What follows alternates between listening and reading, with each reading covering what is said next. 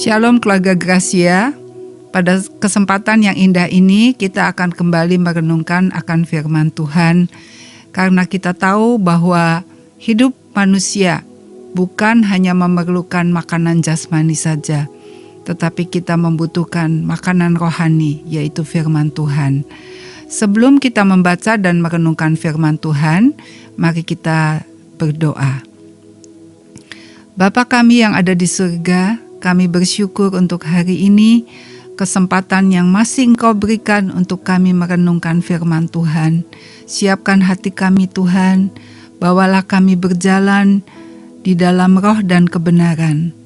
Pimpin kami Tuhan ketika kami membaca firman-Mu, ketika kami merenungkannya, Engkau berbicara di hati kami Tuhan, supaya di dalam kehidupan kami, di dalam setiap langkah kami mendapatkan tuntunan yang daripada-Mu. Karena kami percaya hanya bersama Engkau kami akan bisa sampai kepada destiny kami. Terima kasih Bapa, ampuni semua dosa dan kesalahan kami. Biarlah kekuatan baru Engkau berikan dalam hidup kami pada hari ini. Di dalam nama Tuhan Yesus kami mengucap syukur. Amin. Firman Tuhan yang akan kita baca pada saat ini terambil dari Ulangan 31 ayat 8 yang berbunyi demikian. Sebab Tuhan, Dia sendiri akan berjalan di depan-Mu. Dia sendiri akan menyertai engkau. Dia tidak akan membiarkan engkau dan tidak akan meninggalkan engkau. Janganlah takut dan janganlah patah hati. Ulangan 31 ayat 8. Firman Tuhan ini berkata bahwa Dia, yaitu Tuhan, akan berjalan di depanmu. Berjalan bersama Tuhan adalah sebuah proses belajar. Kita semua pasti rindu untuk mengalami yang namanya berjalan bersama Tuhan. Ya, tetapi itu memang tidak mudah dan kita harus mau belajar. Apa yang kita sudah ketahui, marilah kita belajar melangkah seberapa yang kita sudah tahu. Dan ketika kita akan melangkah, maka Tuhan akan membukakan hal-hal yang baru. Memasuki tahap yang baru di dalam kehidupan itu memang tidak mudah. Banyak pertanyaan yang seringkali timbul di dalam hati kita, apa yang akan terjadi di dalam masa depan kita. Tetapi kalau kita punya hati yang siap untuk belajar hal-hal yang baru, maka kita akan melihat bahwa bersama Tuhan kita akan mengalami hal-hal yang indah, hal-hal yang belum pernah kita alami, akan kita alami. Saat ini mungkin keluarga Gracia, para pendengar, sedang memasuki semester yang baru di dalam sekolah atau kuliah. Kita juga memasuki tahun yang baru, yaitu tahun 2022. Mungkin ada yang baru memasuki hidup yang baru atau pernikahan, atau menjalani pekerjaan yang baru, atau pertama kali masuk di dunia kerja. Kita pasti akan menghadapi situasi dan kondisi yang belum pernah kita alami. Bagaimanakah kita harus menjalani kehidupan yang penuh dengan tanda tanya ini? Tidak ada yang lebih indah daripada kalau kita berpegang kepada janji-janji Tuhan, berpegang kepada firman-Nya. Seperti ayat yang tadi kita sudah baca, bahwa Tuhan, Dia sendiri akan berjalan di depanmu. Artinya Tuhan itu akan mendahului kita. Ya. Tuhan akan mendahului kita. Ada kata-kata mutiara yang indah di dalam bahasa Inggris yang mengatakan, "Don't be afraid of tomorrow, because Jesus is already there." Jadi jangan takut menghadapi masa depan karena Tuhan Yesus sudah ada di sana. Tuhan mendahului kita, itu adalah sesuai dengan firman-Nya. Contohnya, kalau ada sebuah keluarga yang hendak pindah ke kota lain, maka biasanya sang ayah itu akan mendahului keluarga itu untuk pindah ke kota yang baru itu. Di sana, sang ayah mempersiapkan rumah, tempat tinggal, dan segala sesuatu yang dibutuhkan oleh keluarganya. Demikian juga dengan Tuhan. Dia adalah Bapa dalam hidup kita. Dia akan menyediakan segala sesuatu apa yang kita butuhkan di masa depan kita. Dan Tuhan juga berjanji bahwa Dia adalah Immanuel, Tuhan yang menyertai kita. Dia sendiri yang mengatakan bahwa namanya adalah Immanuel. Kata-kata itu sering kita nyanyikan pada waktu hari Natal, bukan? Kita menyanyikan Dia adalah Immanuel. Artinya Tuhan beserta dengan kita. Tuhan menyertai kita bukan hanya di dalam musim Natal, tetapi juga di dalam kehidupan kita sehari-hari. Dia berjanji akan selalu menyertai kita. Karena itu sekalipun Tuhan mendahului kita di masa yang akan datang, tetapi Dia juga ada beserta dengan kita di masa sekarang. Dia tidak akan membiarkan kita dalam kekurangan. Walaupun seringkali kita khawatir, ya, kita belum di dalam keadaan kurang, tapi kita sudah suka khawatir. Ya. Apalagi kalau kita sedang merasa sendiri, kita sedang merasa ditinggalkan oleh orang-orang yang kita kasihi, seringkali kita jadi seperti kehilangan pegangan. Tetapi inilah saatnya kita kembali kepada janji Tuhan, bahwa Dia berjanji tidak akan membiarkan kita dan tidak akan meninggalkan kita. Sesuai dengan Ibrani 13 ayat 5 bagian B, karena Allah telah berfirman, aku sekali-kali tidak akan membiarkan engkau, dan aku sekali-kali tidak akan meninggalkan engkau. Itulah janji firman Tuhan yang harus kita pegang. Sehingga Tuhan juga berkata, supaya kita jangan takut dan jangan patah hati. Ya, karena perasaan takut itu sama sekali tidak menguntungkan kita. Rasa patah hati itu sangat merugikan iman kita. Iman kita itu jadi tidak bisa utuh. Iman kita itu terkontaminasi dengan kekhawatiran, dengan ketakutan. Jadi jangan izinkan hal-hal yang negatif itu merugikan iman kita. Marilah kita belajar punya iman yang teguh, iman yang murni, sehingga hidup kita berkenan kepada Tuhan.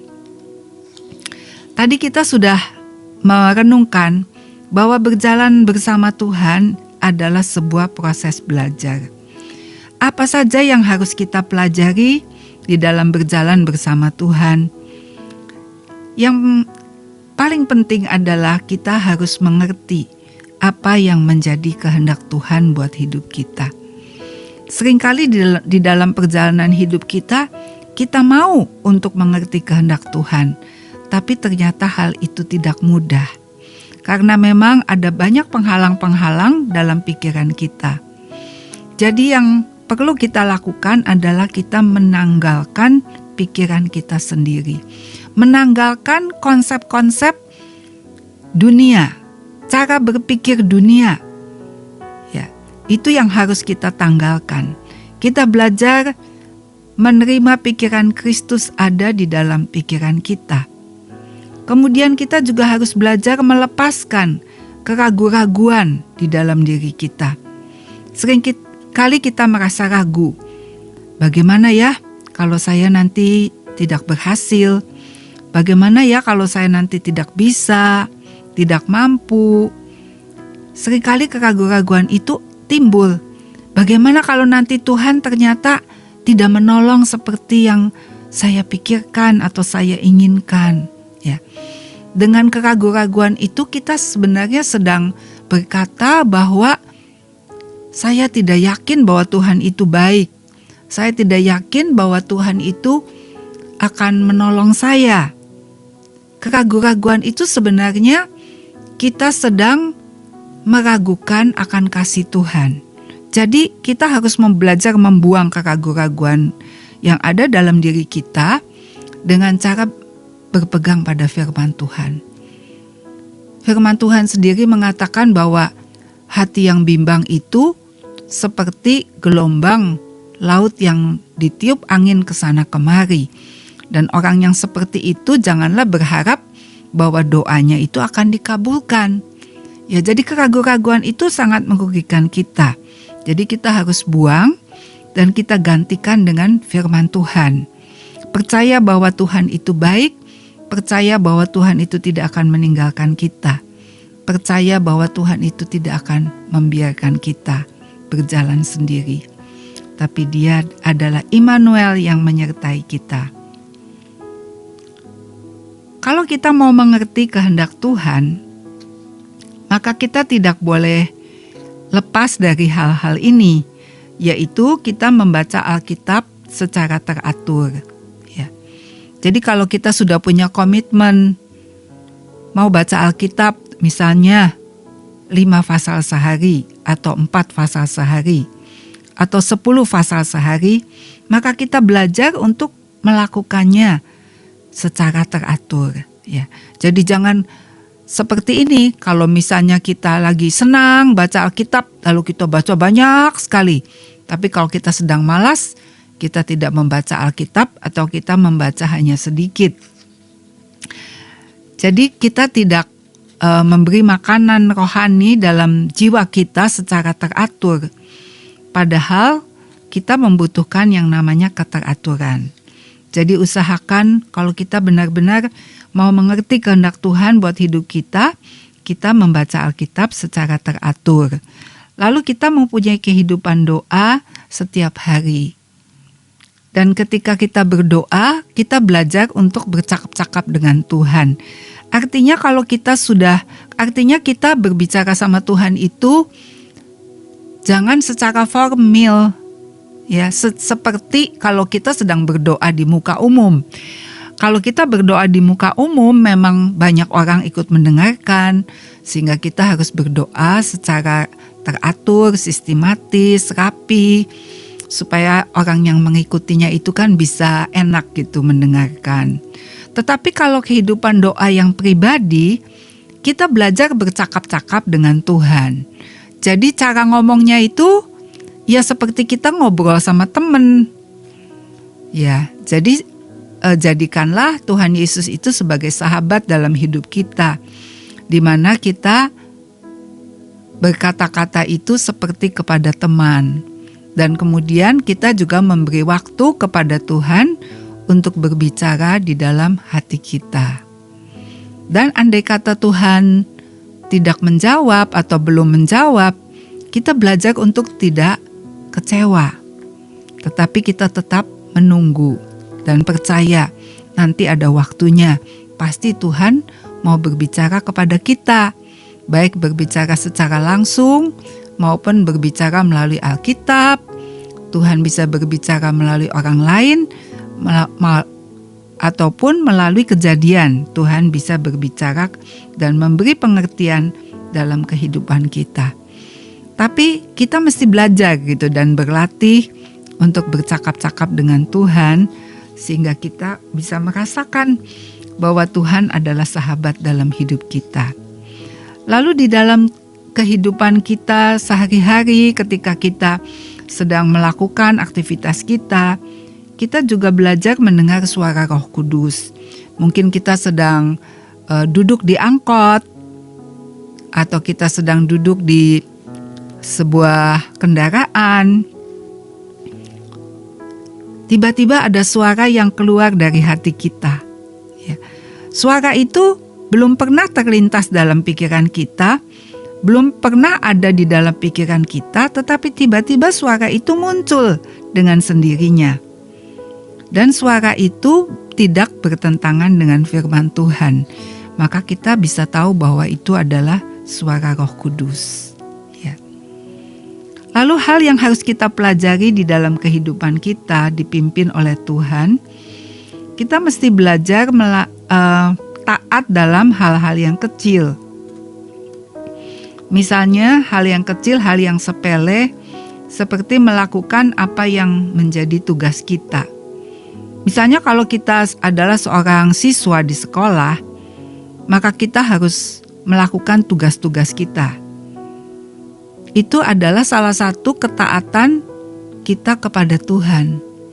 Jangan kita menganggap bahwa ketaatan kepada Tuhan itu hanya perkara-perkara yang rohani saja. Tetapi ketika kita sekolah, ketika kita bekerja di dunia sekuler, ketika kita melakukan hal-hal yang baik, maka kita sedang taat kepada hal-hal yang sepele, hal-hal yang kecil. Dan dengan ketaatan yang kecil itu, maka Tuhan akan memimpin hidup kita. Saat kita menghadapi keputusan-keputusan yang penting, maka kita akan dipimpin. Tuhan tidak akan membiarkan kita. Dia akan menolong kita. Kalau hal-hal yang kecil ini tidak kita lakukan dan kita anggap, kalau yang kecil sih nggak apa-apa, udahlah gitu ya. Kalau memang kehidupan kita seperti itu, kita tidak melakukan hal-hal yang kecil, maka kita harus bertobat. Kita harus berubah untuk kita setia melakukan hal-hal yang kecil. Maka Tuhan akan memberitahukan kepada kita hal-hal yang lebih besar. Dan Tuhan akan memberitahukan kepada kita keputusan apa yang harus kita ambil. Misalnya, kalau kita harus mengambil keputusan, mengambil jurusan sekolah, atau kita harus memilih pekerjaan, atau kita harus menerima pelayanan atau tidak, Tuhan akan memberitahukan ketika kita setia dalam perkara-perkara yang kecil.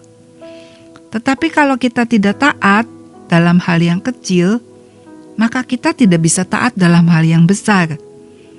Hal-hal kecil yang lain yang seringkali terjadi, misalnya kalau kita belanja, kan kita mendapatkan kembalian uang belanjanya itu lebih dari seharusnya. Bagaimana sikap dan keputusan kita? Apakah kita mau mengembalikan kelebihan yang bukan merupakan jatah kita? Atau kita menganggap, wah kebetulan nih ada uang lebih gitu.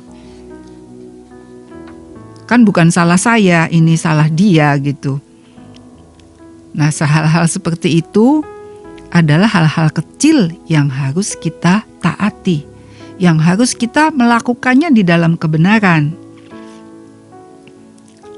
Ya, ada seseorang yang makan di rumah makan. Ketika dia pulang di mobilnya, dia baru sadar bahwa ada makanan yang belum masuk di dalam pembayaran.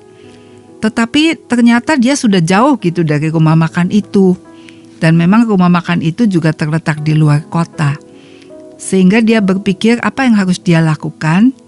Akhirnya dia mengambil keputusan nanti suatu saat kalau saya makan kembali di rumah makan itu saya akan membayar. Dan itu memang dilakukannya. Ya, itu ada hal-hal yang sepele yang kalau misalnya orang itu tidak bilang sama yang punya rumah makan pun, yang punya rumah makan itu tidak tahu bahwa ada yang belum dibayar. Tetapi kalau kita mau melakukan hal yang setia dalam perkara yang kecil, maka kita belajar untuk melakukan hal itu.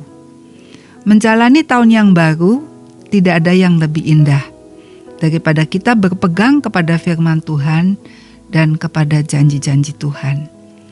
Karena Tuhan sudah berjanji dia akan mendahului kita. Dan kita akan melihat kemana Tuhan membawa kita. Seperti bangsa Israel ketika memasuki tanah Kanaan, sampailah bangsa Israel itu di sebuah tempat dekat Yeriko. Dan ketika sampai di tempat itu, Tuhan berkata demikian di dalam Yosua 3 ayat 2-4. Setelah lewat 3 hari, para pengatur pasukan menjalani seluruh perkemahan dan memberi perintah kepada bangsa itu, katanya, segera sesudah kamu melihat tabut perjanjian Allahmu yang diangkat para imam yang memang suku Lewi, maka kamu harus juga berangkat dari tempatmu dan mengikutinya. Hanya antara kamu dan tabut itu harus ada jarak, kira-kira 2000 hasta panjangnya. dan janganlah mendekatinya. Maksudnya supaya kamu mengetahui jalan yang harus kamu tempuh, sebab jalan itu belum pernah kamu lalui dahulu. Ya, jadi di waktu bangsa Israel mau masuk ke tanah Kanaan, maka yang berjalan di depan bangsa Israel adalah tabut perjanjian. Ya, tabut perjanjian menggambarkan kehadiran Tuhan. Dan dikatakan antara bangsa Israel, pasukan bangsa Israel dengan tabut itu harus ada jarak kira-kira 2000 hasta, yaitu 1 kilometer kurang lebih. Ya. Dan tabut itu berjalan di depan pasukan Tuhan, bangsa Israel. Ini menggambarkan seperti ayat yang tadi kita sudah baca, bahwa Tuhan itu ada di depan kita. Tuhan sudah berada di dalam masa depan kita. Ya. Jadi percayalah bahwa apa yang kita perlukan di dalam masa depan kita, Tuhan sudah mengetahui dan Tuhan sudah menyediakan apa yang kita perlukan. Maka garis besar daripada Ulangan 31 ayat 8 ialah yang pertama, yaitu bahwa Tuhan akan berjalan di depan kita. Yang kedua, Tuhan akan menyertai kita. Roh Kudus dikaruniakan kepada kita pada hari Pentakosta, supaya Dia selalu menyertai kita. Yang ketiga dan keempat, Tuhan berjanji tidak akan membiarkan engkau dan tidak akan meninggalkan engkau. Dan firman-Nya berkata, jangan takut, jangan patah hati. Ya. Jadi kalau Tuhan sudah berkata jangan, berarti kalau dilakukan hal itu tidak baik. Ya, jadi kita belajar, kalau kita takut, kita bilang, Tuhan, saat ini aku kebaskan dalam nama Yesus segala ketakutan, segala kekecewaan, segala keraguan-raguan, aku kebaskan dalam nama Yesus. Dan aku terima Engkau adalah Immanuel, Tuhan beserta dengan aku. Ya, itulah yang harus kita pegang di dalam menjalani tahun 2022. Percayalah, Tuhan sudah ada di sana dan Dia yang akan beserta kita dan menyediakan apa saja yang kita perlukan. Amin. Mari kita berdoa. Bapa yang ada di surga, kami bersyukur saat ini kami sudah memasuki tahun 2022 dan kami bersyukur karena kami percaya Engkau sudah mendahului kami, Engkau sudah berjalan di depan kami dan menyediakan segala apa yang kami perlukan. Bapa, biarlah kami belajar untuk mentaati Engkau di dalam perkara-perkara yang kecil dan sederhana, sehingga di dalam perkara yang besar, Engkau yang akan mengatur setiap langkah hidup kami, Engkau mengatur jalan-jalan kami, dan seluruh keputusan kami, semuanya ada di dalam genggaman tangan-Mu. Terima kasih Bapa, kami sungguh bersyukur, dan kami berdoa di dalam nama Tuhan Yesus. Haleluya, amin.